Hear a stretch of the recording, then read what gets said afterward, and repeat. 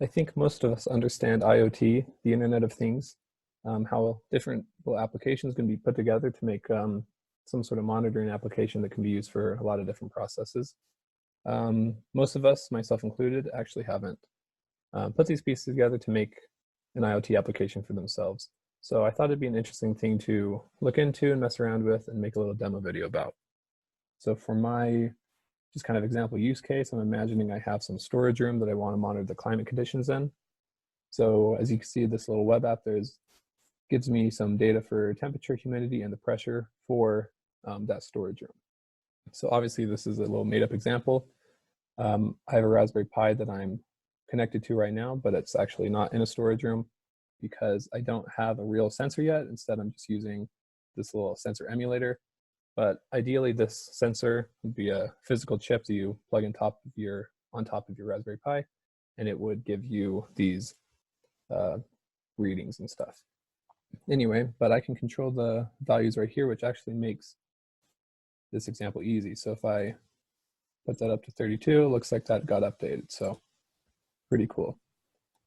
So that just monitoring alone, like manually by looking at a web app, isn't going to be very useful. So most IoT applications have some sort of ongoing monitoring system that will check given values, look for some sort of event, and then trigger some action.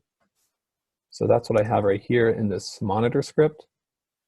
So if we just look through this real quick, you can see I set some thresholds, like the upper temperature threshold, the lower temperature threshold. That's the temperature we want our storage room to be in. Right here is where I grab the values from that sensor. It checks the threshold values, and if it looks like there was some sort of issue, I use this send mail script, and I'll send an email to myself, and I'll also post this alert onto that web app. So we can see this in action. If I just run it, oh, it looks like the temperature was out of range, and an email was sent. So if you heard that ding, that was my phone going off because it looks like I got an email right here, and it looks temperature out of range from the climate sensor. That's cool. If we go check our web app and refresh, looks like that alert got stored here too. So this is just kind of a bonus thing I was playing around with. So now that we have our alert, if we come back to our storage room and maybe fix something, bring our storage room back to normal.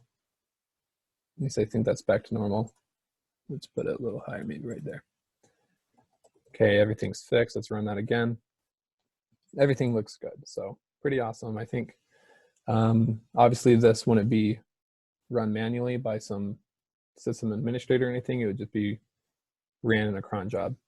But anyway, I thought that's pretty cool, and it's a lot of fun to play around with. So hope you learned something from it. Thanks.